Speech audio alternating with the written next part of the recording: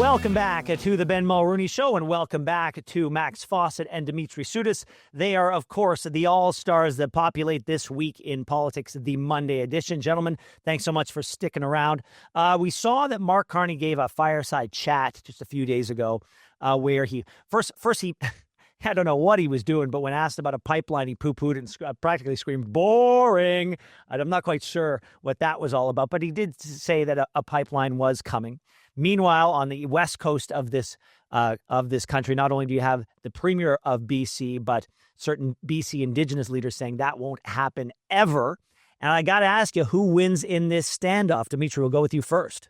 Well, it depends on the approach that he wants to take, but I'm starting to worry that Mark Carney will sometimes tell you what you want to hear. So it means saying one thing to Danielle Smith and possibly another thing to an audience, as he did in Toronto. There aren't 100 pipeline scenarios. There's only 3 of them. So it's the revival of Northern Gateway, which opens access to the Pacific. There's Energy East, but that is a very costly project that would go from Alberta all the way to the East Coast. So that's more than $30 billion. And Keystone XL. Keystone XL would basically deepen U.S. dependence. And is that what we're trying to do right now? It's going to be a very tough nut to crack for this prime minister, because ultimately, and we can't forget that the anti-pipeline law, C-69, is still in effect. Yeah. Well, but Max, I've heard that this government is trying to get, and correct me if I'm wrong, I may be wrong on this, but is trying to get governments like the government of Alberta to commit to all sorts of sort of environmental commitments before saying yes to a pipeline as a way to mitigate any of the, not just environmental issues that would come with increased oil production, but mitigate the political fallout that he and his government may have to address. Is that a fair statement? It is. I've argued in a recent column that they need to do a better job of outlining what their asks are.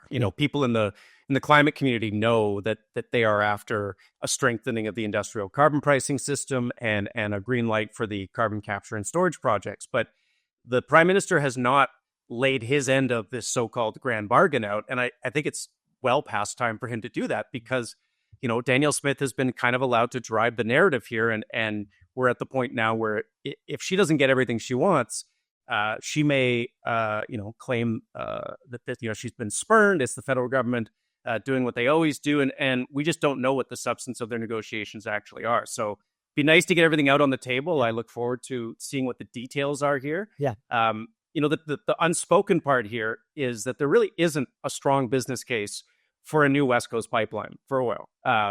There's a million barrels of additional capacity in the system, and new oil sands projects are expensive. And global oil prices are low and probably going lower in the near term. So I think that is what Carney is ultimately betting on, is that the private sector just isn't going to step up to the plate, not because of the feds, but because there is no business case. But, we'll see how that plays out.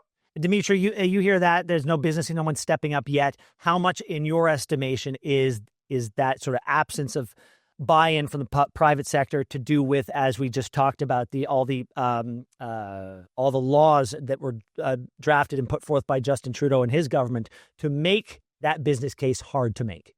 Right, and the flip side of the coin to what Max just said, and having spoken to different sectors and different companies in the oil and gas sector, what they look for is predictability. They want to know that for the next 30 years, there's not going to be a yo-yo playing of what regulations, rules, emissions caps, for example, and Bill C-69, so long as it is in effect, the sector is not going to dish out tens of billions of dollars.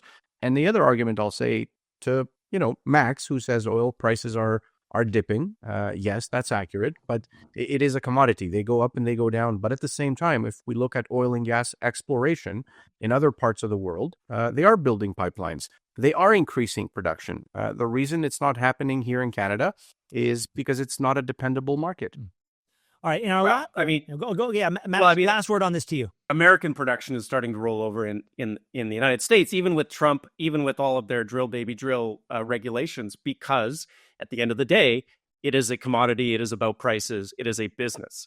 And I think our conversation in Canada focuses far too much on the political side and not nearly enough on the long-term supply and demand equation. I think if there are people out there who are confident that there is no business case, then there would be no business case if the tanker ban was reversed, for example. And I honestly, if those people truly believe that there is no business case now and forever for another pipeline, then get rid of those regulations and let's see what happens. But something tells me that part of the argument of there's no business case for this, so don't look over here, has to do with exactly those things that we just talked about. Just an idea on my part. All right, in the last few minutes that we have, I'd love to talk about another immovable object facing an unstoppable force, and that's Zorhan Mamdani versus the President of the United States, with New York City being ground zero. I mean, these are two people who are for completely different reasons. Highly effective communicators. They are both very skilled at social media, and they both want completely different things. And they're both willing to fight it out in the streets of New York City and those 5 boroughs. Let's start with you, Dimitri. How do you think this is going to play out? Who do you think is going to get the short end of the stick? I have a feeling that this is going to be one of those battles that we never imagined can happen, because they're both, quite frankly, on the extremes. I can picture Donald Trump, because in the United States, unlike Canada, where funding goes from the federal government to provinces and then to municipalities, cities actually rely heavily on federal funding. New York receives almost $10 billion from Washington out of a budget of $115 billion. So I can picture Donald Trump basically saying, your funding is cut. And the question here is, who has legal authority over what? ICE, for example, the deportations that are taking place in the United States of illegal immigrants. What authority does the mayor have? I just hope that, and I don't know if that still exists in the United States or in certain parts of the United States, that common sense will prevail. Well, we'll have to see. As you're right, they both occupy very particular spots on the political spectrum, and there's not a whole lot that these guys would find common cause on at all. Max, seriously, have you ever seen two politicians? You look at Doug Ford and say Olivia Chow, certainly not president, but he's the premier. They did not get along. He said she would be a disaster, and they have found ways to work together.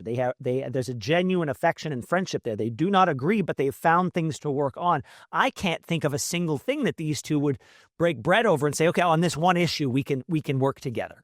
Yeah, I agree. I mean, our systems are different in the sense that Doug Ford still needs voters and votes in Toronto. Donald Trump doesn't really need votes in New York. I'm sure he would like them, but it is not. New York is not exactly a swing state, and so there. I think that the dynamic is going to be different. I think the thing to watch for with these two guys, though, is the one thing that they have in common, and that is that they are both kind of professional wrestling politicians. They can both cut a good promo. They both understand the value of looking strong and using your words in that way. And I think that is what drew a lot of people to Mamdani among progressives, is that, they've been dealing with leaders who keep rolling over in the face of Trump. And, look at the Senate deal that was just struck. Yeah. Mamdani does not roll over. He fights. He cuts good promos. And I think him and Trump are going to go to at least verbal war, because it is what both of them know how to do best. And listen, and I take your point. I don't know that that Mamdani has been road tested in real battle scenarios enough to be able to make that he doesn't roll over. We don't know yet. Like he's done it on the campaign trail. He said the things that would suggest that, but he hasn't been in charge of anything where the stakes are actually real yet. Now is going to be the time to see what happens when he comes face to face with his polar opposite and the full force of the administration of the United States. Hey, Max, thank you so much. Dimitri, appreciate it as always. Enjoy the rest of your week, and we'll see you next week.